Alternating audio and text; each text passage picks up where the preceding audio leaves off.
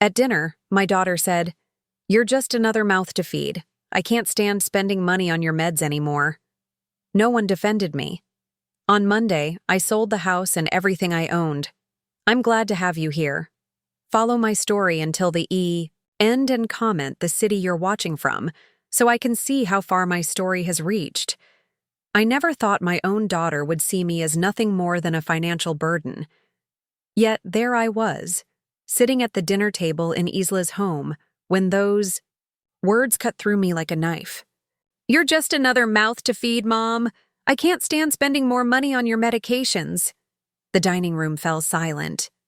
My son-in-law Trevor stared down at his plate, suddenly very interested in his mashed potatoes. My teenage grandson Kyle kept his eyes fixed on his phone. No one spoke up. No one defended me. I sat there, my hands trembling slightly as I set down my fork.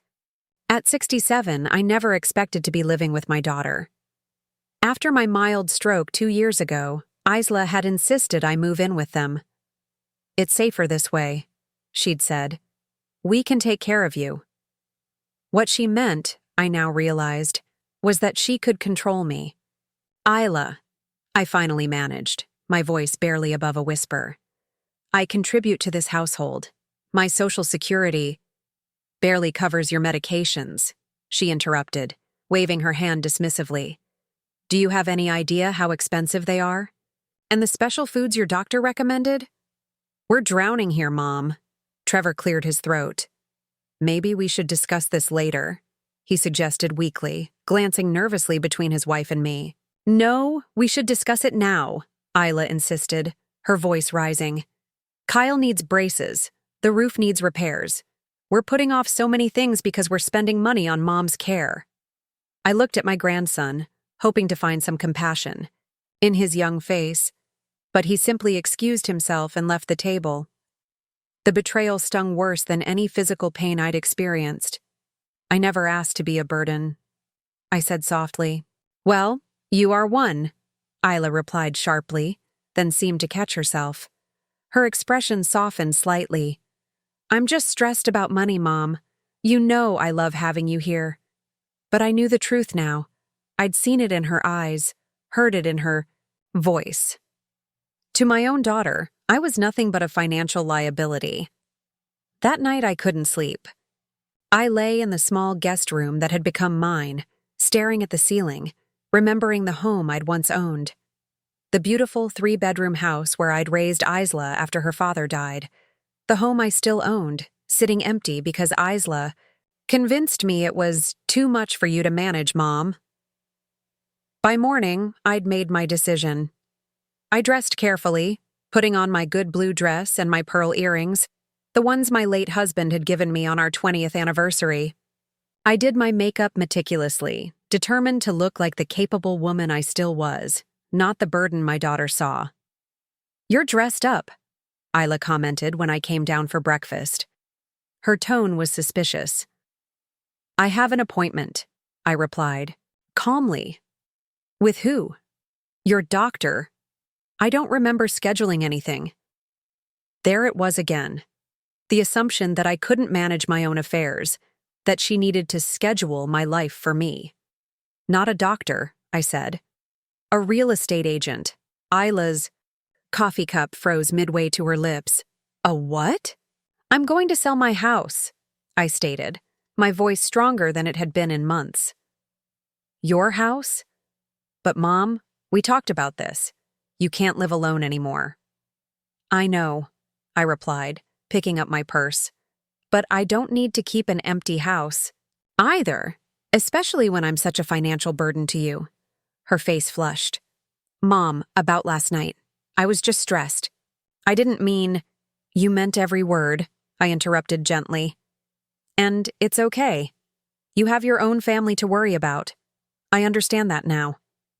But the house, we were thinking maybe Kyle could use it for college in a few years. It's so close to the university and—" I almost laughed. "So that was the plan all along. Keep Mother tucked away in the guest room while waiting for the perfect moment to claim her house. I've made up my mind, Isla. The appointment is at 10. As I walked out the door, I heard Isla frantically calling Trevor. I knew she would try to stop me. They had plans for my house, plans that didn't include considering what I wanted or needed. But for the first time in 2 years, I felt a sense of control returning. The weight on my chest eased slightly as I got into the taxi I'd called. At the real estate office, I sat tall in my chair as the agent, a kind woman named Patricia, laid out the current market value of my home. When I saw the number, I nearly gasped. The neighborhood had appreciated considerably since I'd moved out. My house, the one I'd kept immaculately maintained for decades, the one Isla thought would make a perfect college crash pad for Kyle, was worth far more than I'd imagined. "Are you all right, Mrs. Wilson?" Patricia asked, noticing my expression.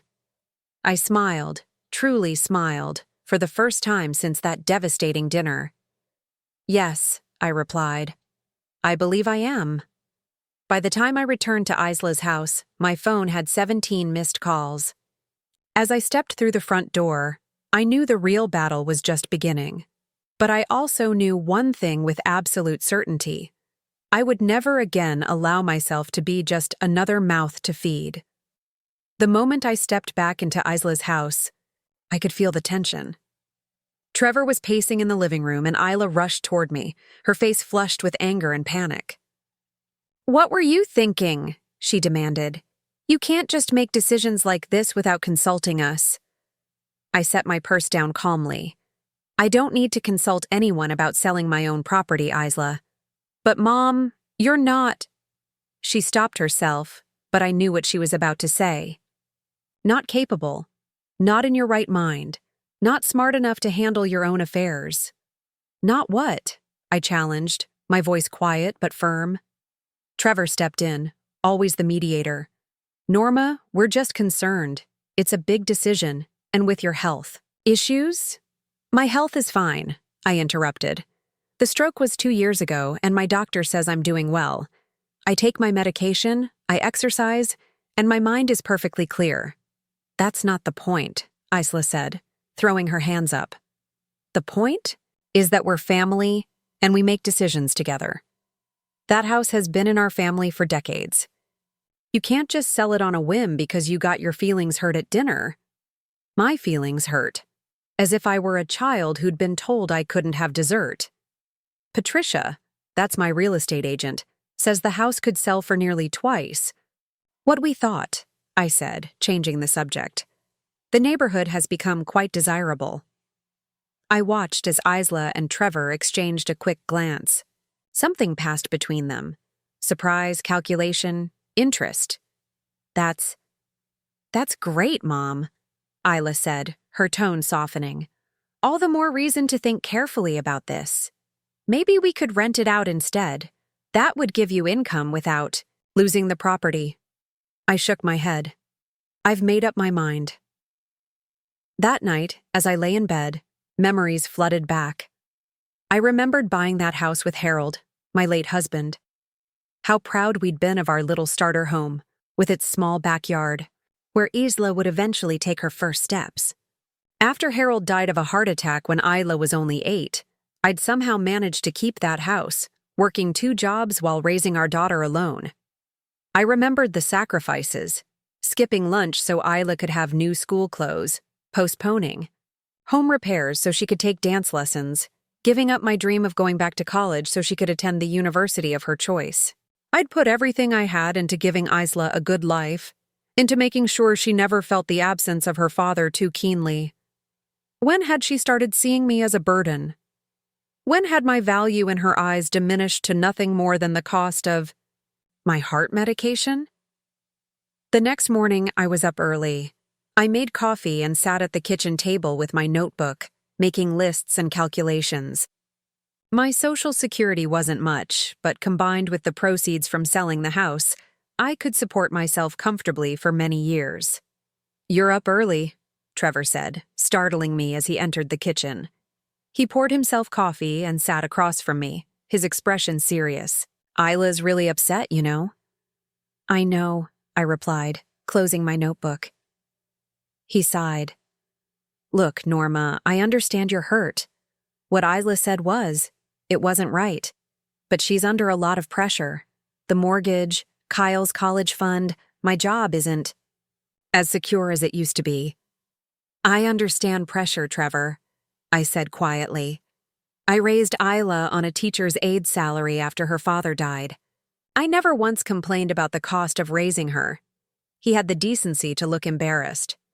I know, we were counting on that house, Norma. And there it was. The truth, finally spoken aloud. For what? I asked, though I already suspected the answer. Trevor stared into his coffee. We've been having some financial issues. We thought maybe we could take out a home equity loan on your place, just until things stabilize. Isla didn't want to worry you with it. No, she just wanted to control my assets while treating me like an unwelcome guest. I'm sorry about your financial troubles, I said sincerely. But I need to take care of my own future. Later that day, I visited my doctor for a routine checkup. As Dr. Reynolds checked my blood pressure, I asked the question that had been bothering me. Are my medications really as expensive as my daughter claims? She says they're draining her finances. Dr. Reynolds frowned, looking confused. Your prescriptions are all generics, Mrs. Wilson. With your Medicare Part D coverage, they shouldn't cost more than $30 a month total. I felt a chill run through me. $30 a month. That was the financial burden Isla had been complaining about. Is something wrong? Dr. Reynolds asked, noticing my expression. Just realizing some truths, I replied.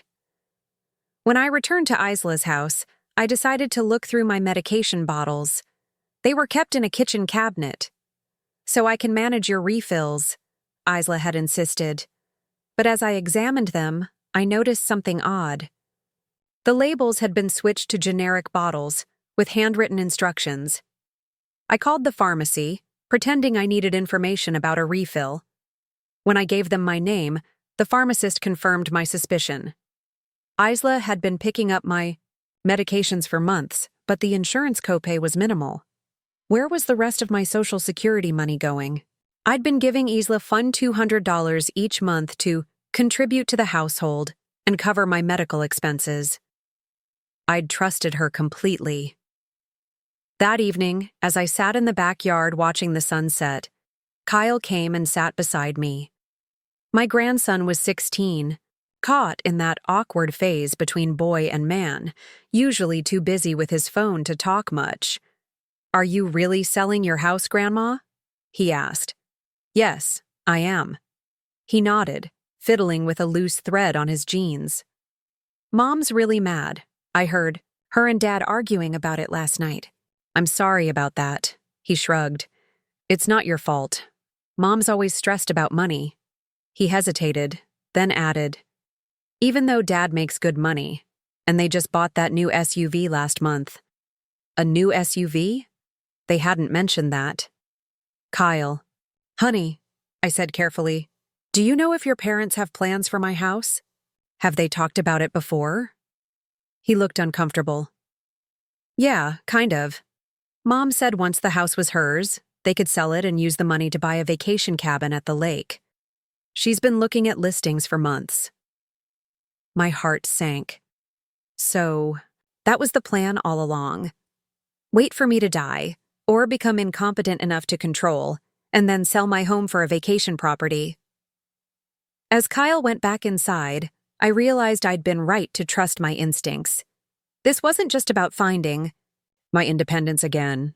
It was about protecting myself from the people who should have been protecting me. The real estate agent called the next morning with news. She already had 3 interested buyers who wanted to view the house. The market was hot, and my well-maintained, mid-century home in a desirable neighborhood wouldn't last long. As I hung up the phone, I caught Isla watching me from the doorway, her expression unreadable. So you're really going through with this, she said. It wasn't a question. Yes, I replied simply. I am. The morning after my conversation with Kyle, I woke to shouting downstairs. I recognized Isla's voice immediately, sharp with anger. I dressed quickly and made my way down the hallway, stopping just short of the staircase. "How could you let this happen?" Isla was yelling at Trevor. "You're supposed to be keeping an eye on her finances." "I tried, Isla. But your mother isn't. Incompetent. She has every right to sell her own property. We had plans for that money." Isla's voice cracked with frustration. "The lake house, Kyle's college, our retirement, everything we've been working toward." "Everything we've been working toward?" Trevor interrupted. "That's your mother's house, Isla, not ours. We never should have counted on it." Their voices lowered, and I couldn't make out the rest of the conversation. I stood frozen in the hallway, a strange numbness spreading through me. They had been planning my financial future without me, counting on my assets as if they were already theirs. I returned to my room and sat on the edge of the bed, trying to process what I'd just heard. My own daughter had been waiting to claim my home, my biggest asset, the one thing I had that could secure my independence, while treating me like an unwelcome guest in her house. Later that morning, as I sipped tea in the kitchen, Isla approached me with a forced smile. Her eyes were puffy, as if she'd been crying. "Mom, I think we need to talk about this house situation." I set down my cup. "What about it?" "I've been doing some research," she said, sitting across from me. "There are concerns about your capacity to make major financial decisions after your stroke." My heart began to pound. "What are you saying, Isla?" "I'm saying that we might need to consider a guardianship arrangement." Her voice was gentle, but her eyes were cold and determined. "Just to protect you from making hasty decisions you might regret." The threat was clear. If I didn't back down about selling my house, my daughter would try to have me declared incompetent. "I had a mild stroke 2 years ago," I said evenly. "Dr. Reynolds has confirmed repeatedly that my cognitive function is normal." Cognitive decline can be subtle, Mom. You might not even realize. Stop. My voice was sharper than I intended. "I know exactly what you're doing, and it won't work." Isla's expression hardened. "I'm trying to protect you." "No," I said quietly. "You're trying to protect your inheritance." The mask of concern slipped completely from her face. "Do you have any idea how much we've sacrificed to take care of you? The vacations we've postponed, the renovations we've put off? And now you want to sell the one asset that could make up for all that?" "I never asked you to postpone anything for me," I replied. "In fact, Kyle mentioned your new SUV. That doesn't sound like a family making sacrifices." Isla flushed. "That's different. We needed a reliable vehicle, and I need security for my future." She stood abruptly. "Fine. Sell the house, but don't expect us to keep supporting you when you've blown through that money." After she stormed out, I sat at the kitchen table, my hands trembling slightly. I needed help. Someone who could advise me legally and protect me from Isla's threats. I thought of my old friend Judith, who had retired from her law practice a few years ago. We'd lost touch after I moved in with Isla, who had always claimed Judith was a bad influence, who encouraged my independence too much. Now I understood why. I found Judith's number in my old address book and called from the landline while Isla was out running errands. "Norma?" Judith sounded delighted. "It's been ages. How are you?" "I need your help, Judith," I said, my voice breaking slightly. "My daughter, she's trying to control my finances. She's threatening guardianship to stop me from selling my house." Judith's warm tone turned serious. "Tell me everything." And I did. The dinner conversation, the discovery about my medications, the overheard argument, and this morning's threat. Judith listened without interrupting, occasionally making small sounds of dismay. "This is elder financial abuse, Norma," she said when I finished. "And emotional abuse as well. You need to protect yourself." "How? If she files for guardianship—" "She won't win," Judith said firmly. "Not if you're proactive. You need a cognitive assessment from your doctor, And you need to secure your important documents. Can you get out of the house for a few hours tomorrow? I told her I could, and we made a plan to meet at her home. For the first time in weeks, I felt a glimmer of hope. I wasn't alone in this fight. That evening, as I was helping Kyle with his history homework, he asked me a question that caught me off guard. "Grandma, are you and Mom fighting because of the money?" I looked at him, surprised. "What money, sweetheart?" He fidgeted with his pencil. "I heard Mom telling Dad that you get almost $3,000 a month from Social Security and Grandpa's pension. But you only give them $1,200. I felt a chill run through me. "That's right. The rest goes into my savings account." Kyle nodded. "Mom says that's selfish because they do everything for you." "But," he hesitated, then continued in a rush, "I don't think they do that much. You cook dinner most nights and you do your own laundry, and you even drive yourself to your appointments most of the time." I reached out and squeezed his hand. "Thank you for telling me this, Kyle." "Are you mad at Mom?" he asked quietly. "I'm disappointed," I admitted. "But mostly I'm sad that she sees me as a burden instead of as her mother." Kyle looked troubled. "Mom says if you sell your house, you'll waste all the money and then come crawling back when you're broke." I felt a surge of indignation. "I raised your mother by myself after your grandfather died. I put her through college. I've never been irresponsible with money in my life." "I know," Kyle said simply. "That's what Dad said too." That night, I couldn't sleep. I kept thinking about Isla's threat of guardianship and wondering how my sweet little girl had grown into someone who would try to control her own mother for financial gain. Had I spoiled her too much? Had I failed to teach her compassion? The next morning, I slipped out early to meet Judith. She lived in a small but elegant condo downtown, and seeing her familiar face at the door, lined with more wrinkles than I, remembered but still warm and sharp-eyed, brought tears to my eyes. "Oh, Norma," she said, pulling me into a hug. "We'll sort this out, I promise." Inside, she had coffee waiting and a notepad ready. For the next 2 hours, we developed a plan to protect my assets and my autonomy. Judith had called in a favor from a former colleague who specialized in elder law. She'd also contacted Dr. Reynolds, who agreed to provide a formal assessment of my cognitive capacity. "The most important thing," Judith said, "is to move quickly before Isla can file for guardianship. Once you have the proceeds from your house sale, you need to protect that money in a way she can't access." As I left Judith's condo, I felt both stronger and sadder. I had a plan now, a way forward. But I'd also lost something precious. The illusion that my daughter loved me unconditionally. That family meant protection rather than exploitation. My phone buzzed with a text from Isla. "Where are you? We need to talk." I took a deep breath and headed back to a house that no longer felt anything like home. When I returned to Isla's house, Trevor's car was in the driveway alongside an unfamiliar sedan. My stomach knotted as I let myself in through the front door. Voices drifted from the dining room, Isla's tense and insistent, a man's smooth and professional. I stepped into the doorway and froze.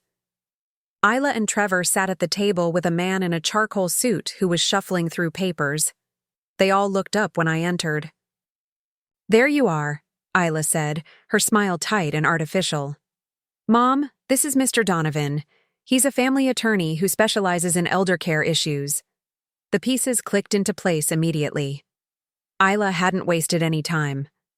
"I see," I said calmly, setting my purse on the sideboard. "And why is a family attorney here, Isla?" Mr. Donovan stood and extended his hand.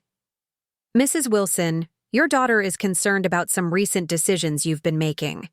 She asked me to discuss options for ensuring your financial security."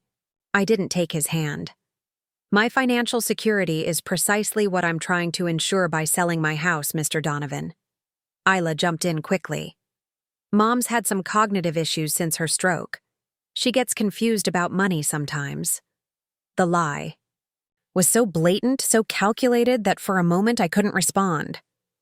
Trevor shifted uncomfortably in his chair, not meeting my eyes. "That's completely false," I finally said, my voice steadier than I felt. "I had a mild stroke 2 years ago.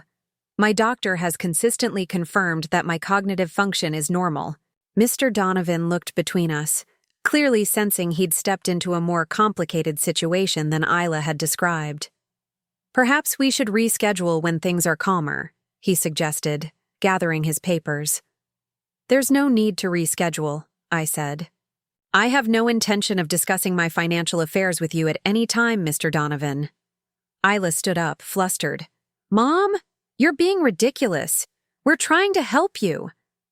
"By claiming I'm mentally incompetent? By lying to an attorney about my health?" Mr. Donovan cleared his throat. "Mrs. Wilson, would you be willing to undergo a cognitive assessment, just to establish a baseline?" "I already have an appointment scheduled with my neurologist for exactly that purpose," I replied, grateful for Judith's foresight. "The results will be sent to my attorney." "Your attorney?" Isla's voice rose an octave. "Since when do you have an attorney?" "Since I realized I needed protection from my own daughter." The words hung in the air, heavy and irrevocable. Trevor stood up and escorted Mr. Donovan to the door, murmuring apologies. When he returned, his face was grim. "That was humiliating," he said to Isla.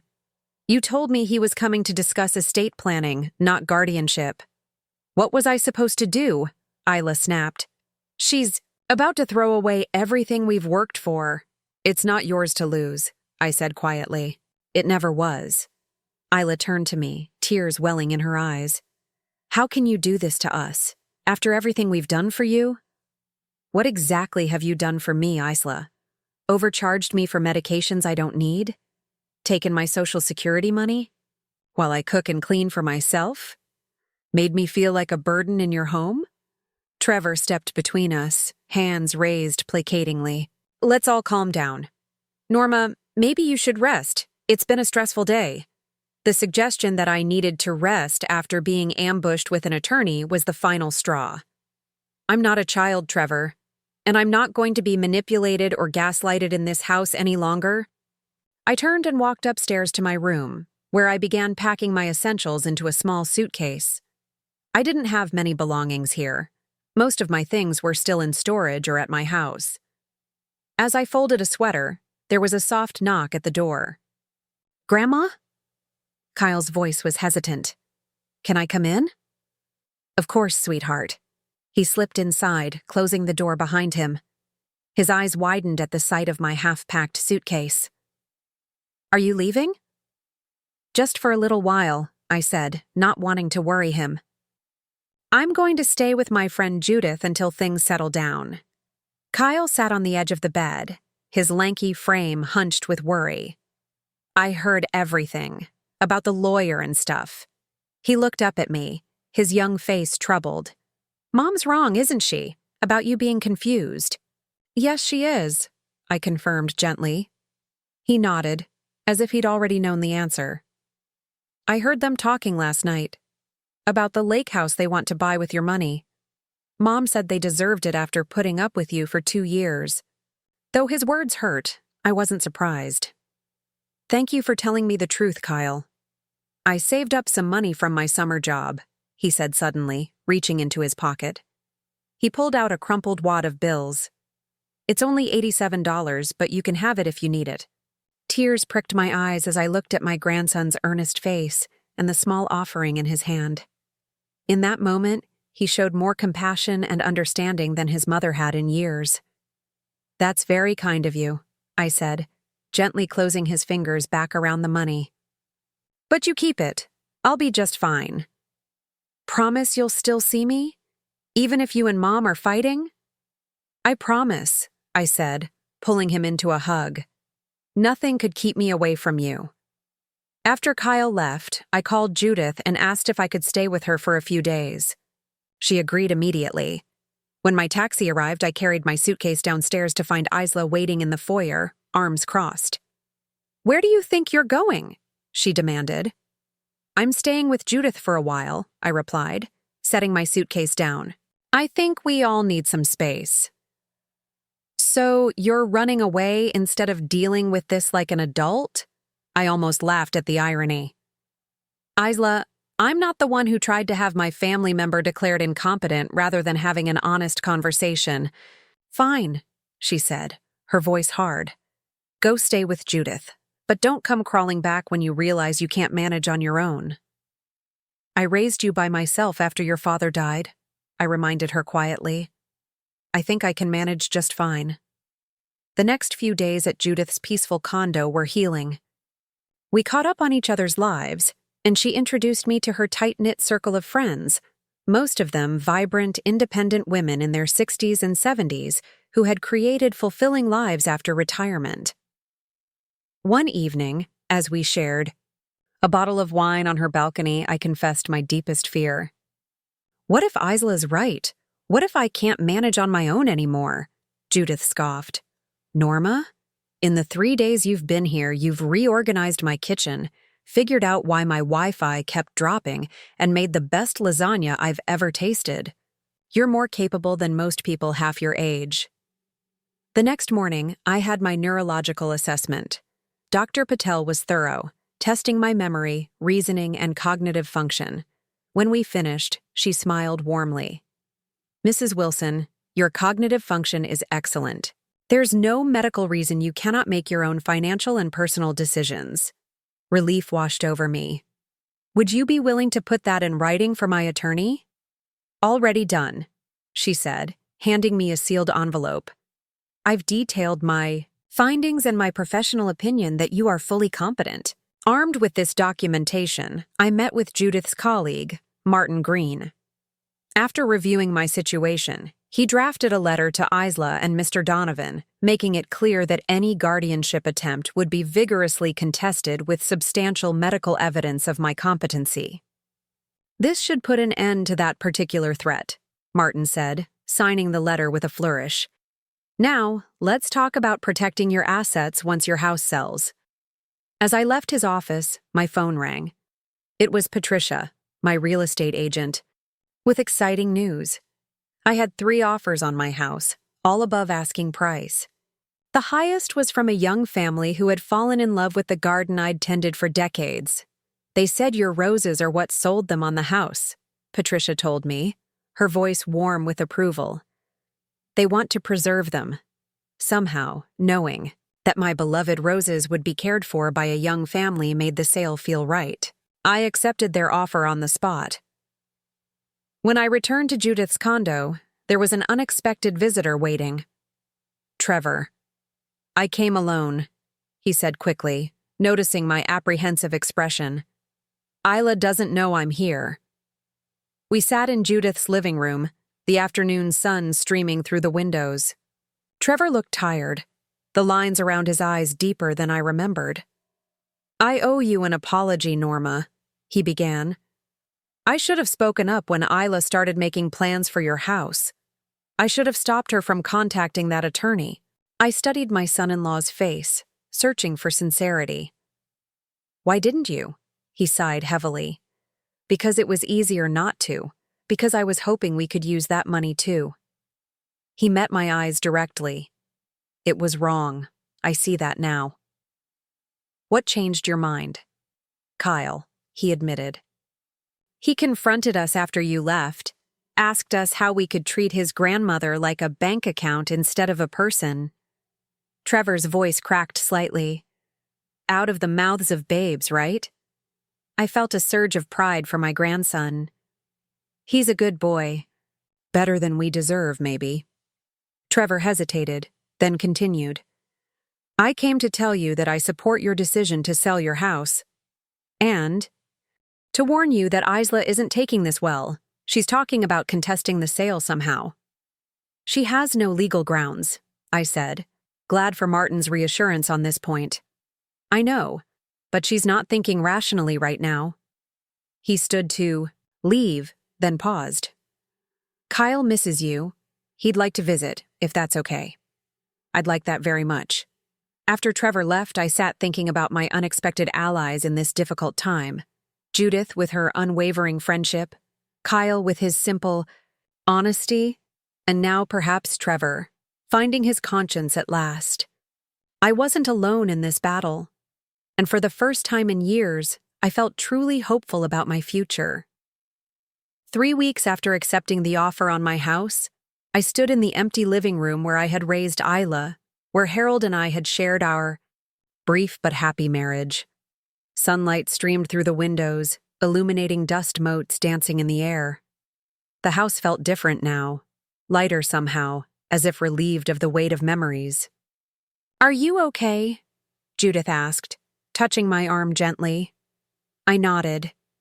"Just saying goodbye." We walked through each room one last time, my footsteps echoing on the hardwood floors.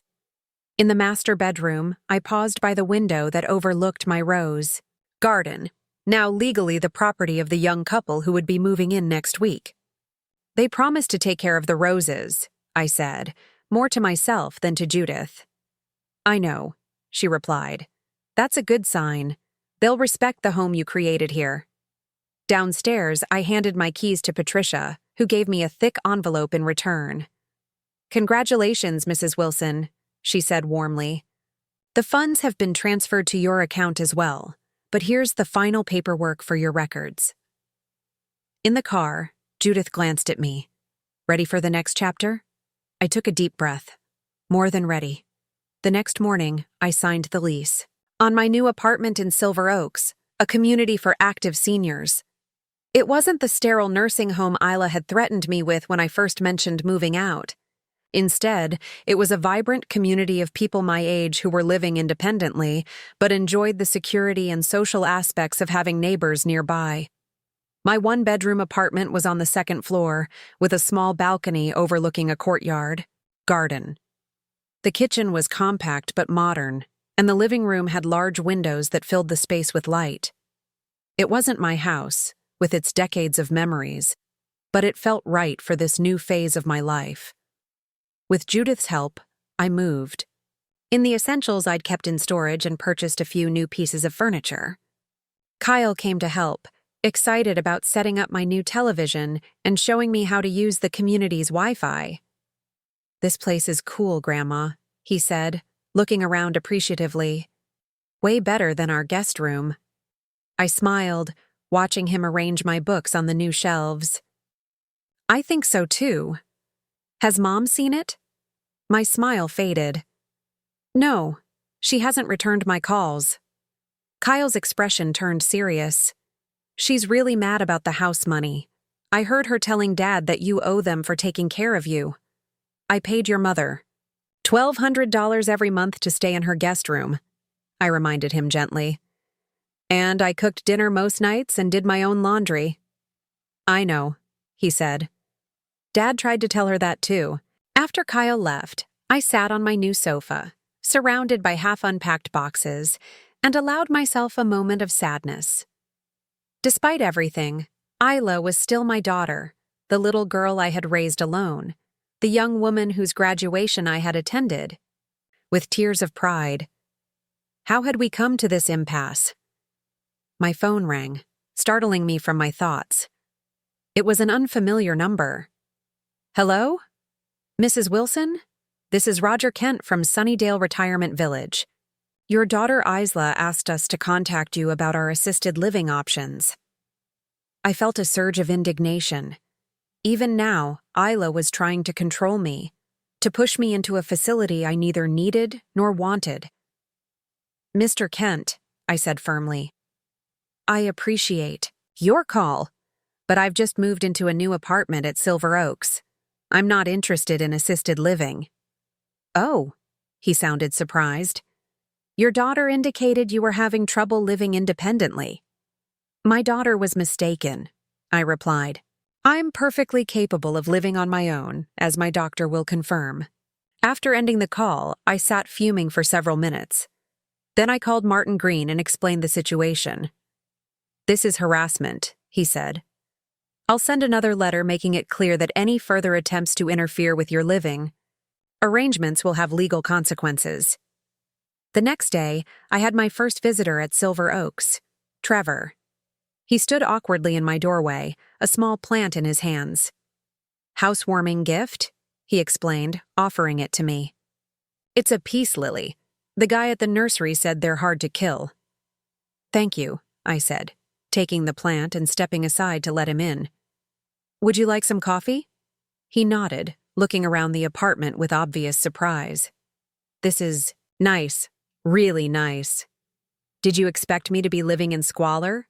I asked, unable to keep the edge from my voice. Trevor had the grace to look embarrassed. "Honestly, I don't know what I expected. Isla has been saying you're going to blow through your money and end up in some terrible place. But," he gestured at my apartment, "this is nicer than our first place was." I handed him a mug of coffee. "That's because I'm not blowing through my money. I've invested most of it, actually. This place is comfortable and affordable." We sat at my small dining table, an uncomfortable silence stretching between us. "Isla tried to get me into assisted living," I said finally. Trevor sighed. "I know. I told her not to, but she wouldn't listen. She's convinced you need supervision." "What I need is respect," I countered. "Something Isla seems incapable of giving me." "She's scared," Trevor said quietly. "When you sold the house, it was like her safety net disappeared. We've been counting on that money for years, for retirement, for emergencies, for Kyle's college. Without it, we're just—" He trailed off, looking into his coffee. "Normal," I finished for him. "You're just normal people who need to live within their means, like everyone else." He nodded slowly. "Yeah, and that's terrifying for Isla. She grew up watching you struggle after her dad died. I think she's always been afraid of ending up in that same position." For the first time, I felt a glimmer of understanding. Isla had been 8 when Harold died, old enough to sense the financial strain, but too young to understand why I sometimes cried at night over unpaid bills. Had that childhood insecurity grown into this desperate need for financial control? "I never wanted Isla to struggle the way I did," I said softly. "But that doesn't give her the right to take my security away." "I know," Trevor replied, "and I've tried to tell her that, but she's not ready to hear it yet." As he was leaving, Trevor paused at the door. "Kyle wants to know if he can stay over sometime. He misses you." "I'd like that," I said. "He's welcome anytime." Over the next few weeks, I settled into a comfortable routine at Silver Oaks. I joined a book club that met in the community room, started taking water aerobics classes at the pool, and even befriended my neighbor Eleanor, a retired librarian with a wicked sense of humor. Kyle visited every weekend, sometimes staying overnight on my pull-out sofa. Isla remained distant, ignoring my calls and texts. I sent her a card with my new address and phone number just in case, but received no response. The silence hurt, but I refused to let it overshadow the new life I was building. 1 month after moving in, I received a letter from Martin. The retirement village incident had been the last attempt by Isla to interfere with my independence. Martin's stern warning about potential legal action had apparently made an impression. That evening, as I sat on my balcony enjoying the sunset, my phone rang. It was Isla. "Hello?" I answered, my heart racing. "Mom." Her voice was tight, controlled. "I need to talk to you about something important." "I'm listening," I said cautiously. "Not over the phone. Can we meet tomorrow? There's a coffee shop near where you're living now, the Brewing Pot." "I know it," I said. "What time?"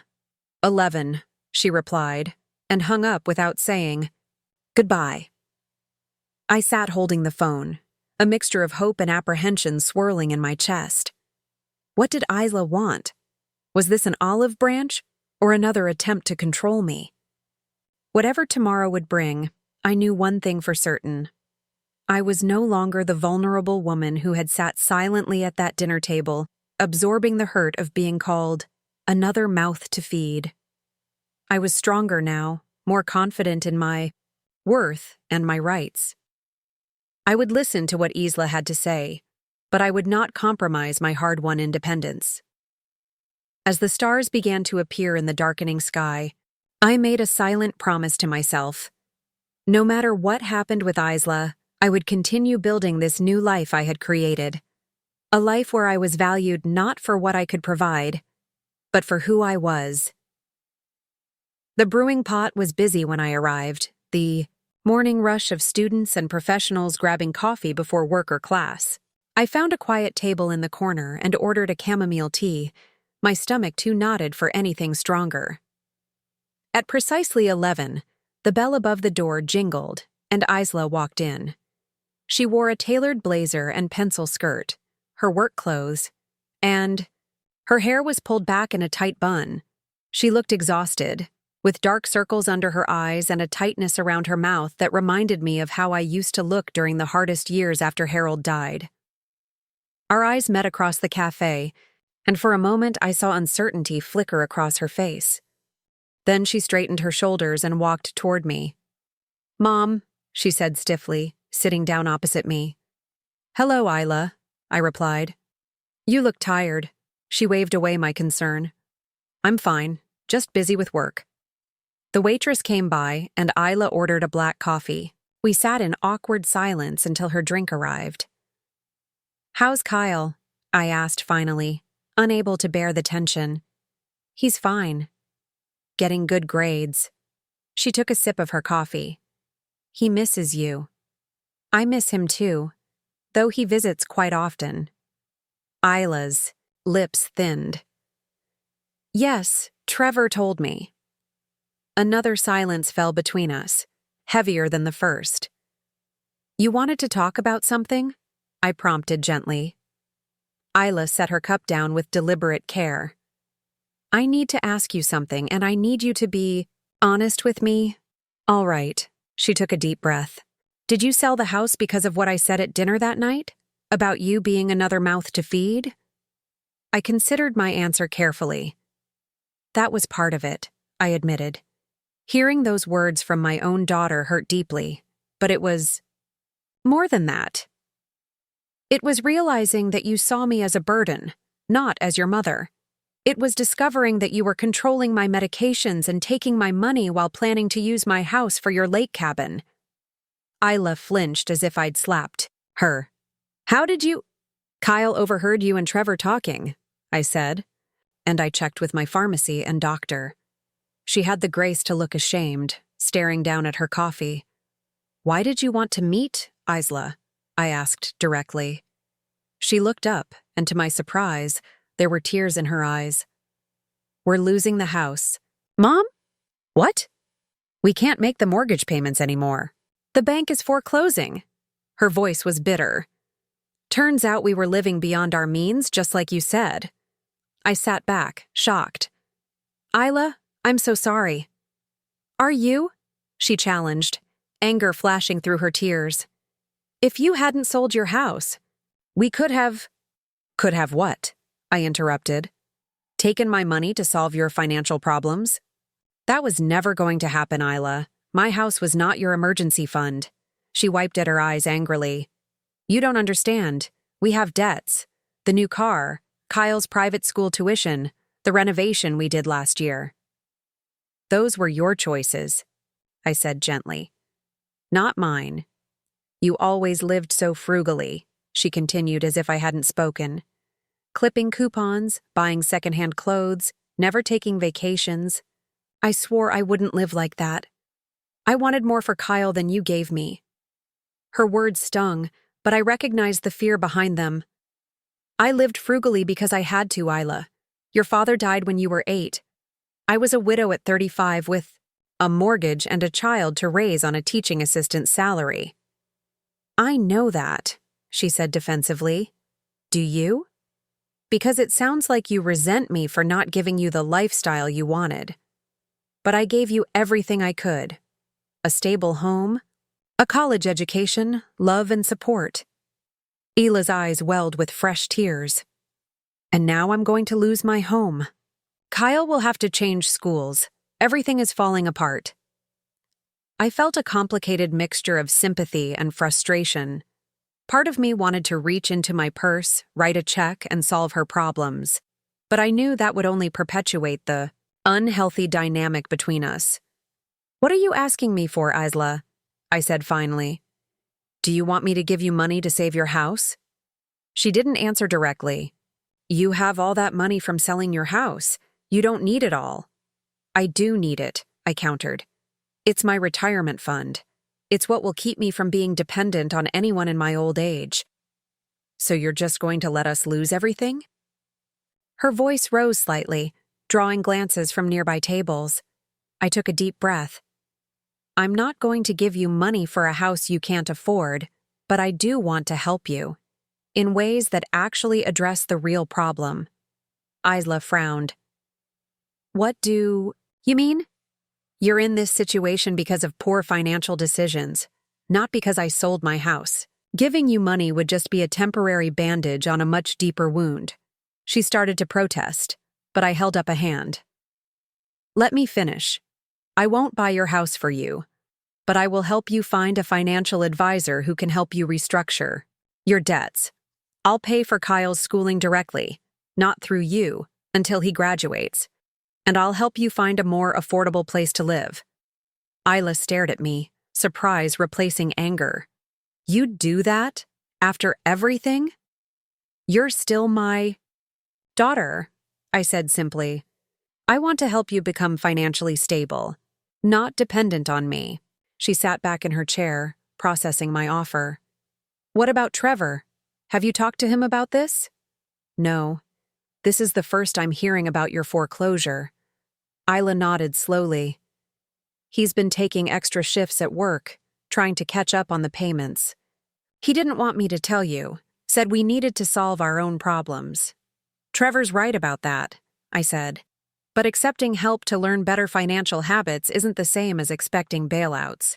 We talked for nearly 2 hours, working through the details of what I was willing to do and what I wasn't. By the time we left the cafe, we had the outline of a plan. It wasn't what Isla had come hoping for, but it was something she could work with. As we stood on the sidewalk preparing to part ways, Isla hesitated, then asked in a small voice, "Can I see where you're living now? Kyle says it's nice." "I'd like that," I replied, surprised and touched by the request. My apartment at Silver Oaks was just a short drive away. As we walked through the lobby, I greeted several neighbors by name. Eleanor was reading in the common area and waved cheerfully. "You've made friends," Isla observed as we rode the elevator to my floor. "Yes. It's a lovely community." Inside my apartment, Isla looked around with obvious surprise. The space was modest but warm and inviting. Framed photos decorated the walls, many of Kyle, but also old pictures of Isla as a child and one of Harold. "And me on our wedding day." "It's homey," she said finally. "Not what I expected." "What did you expect?" She shrugged. "Something institutional, I guess. Cold." "This is my home now," I said. "I've made it my own." Isla wandered to the sliding glass door that led to my small balcony. "You even have space for plants. You always loved gardening." "Just a few pots," I said. "But the roses are coming along nicely." She turned to face me, her expression uncertain. "I was wrong about you, Mom. About a lot of things. It wasn't quite an apology, but it was a start. I know you were scared," I said gently. "Financial insecurity is terrifying. I remember those years after your father died, wondering how I would make ends meet." "I do too," she admitted. "I think that's why I've always been so focused on money. I never wanted to feel that fear again." "But in trying to protect yourself from one fear, you created another situation," I pointed out. "One that wasn't sustainable." She nodded, tears welling in her eyes again. "I'm sorry, Mom, for what I said at dinner that night, for how I treated you, for trying to control you." I stepped forward and took her hands in mine. I forgive you, Isla. But things have to be different going forward. I need you to see me as a person with my own needs and rights, not just as your mother or a source of financial security. I'm trying, she said. It's hard to change how you think overnight. I know. But acknowledging the problem is the first step. We talked a while longer, the conversation easier now that the hardest truths had been spoken. Before she left, Isla asked if I would come to dinner the following weekend. Just family, she assured me. No lawyers, no ambushes, I promise. 6 months later, I sat in the living room of Isla and Trevor's new home, a modest 3-bedroom rental in a pleasant neighborhood not far from Kyle's school. They had downsized significantly, selling the expensive SUV and many of their luxury items to pay down debt. With the help of the financial advisor I'd recommended, they were slowly rebuilding their credit and learning to live within their means. Kyle sprawled on the floor, showing me his latest science project. Isla brought in a tray of coffee and homemade cookies, looking more relaxed than I'd seen her in years. Trevor sat beside me on the sofa, filling me in on his recent promotion at work. We're thinking of buying again in a few years, he told me. Something smaller than the old place, but with a nice yard. Isla wants to try gardening. I glanced at my daughter, who smiled somewhat shyly. Mom's been teaching me. I have tomatoes and herbs on the patio. She's actually pretty good at it, Kyle chimed in. The tomatoes are awesome. As I looked around at my family, imperfect, still healing, but together, I felt a deep sense of peace. The road hadn't been easy, and there were still difficult moments when old patterns threatened to reemerge. But we were learning, all of us, to build relationships based on respect rather than expectation. Later, as Isla walked me to my car, she paused. I'm glad you stood up for yourself, Mom. I didn't see it then, but you taught me something important. What's that? That loving someone doesn't mean owning them, and that real family supports each other's independence, not just their own needs. I squeezed her hand, too moved to speak. That night, back in my apartment at Silver Oaks, I sat on my balcony watching the stars emerge. My small pots of roses were blooming, their sweet scent filling the evening air. On my lap lay a photo album, not of the past, but of the present. Pictures of my new friends at Silver Oaks, of Kyle's weekend visits, of Isla's tentative attempts at gardening.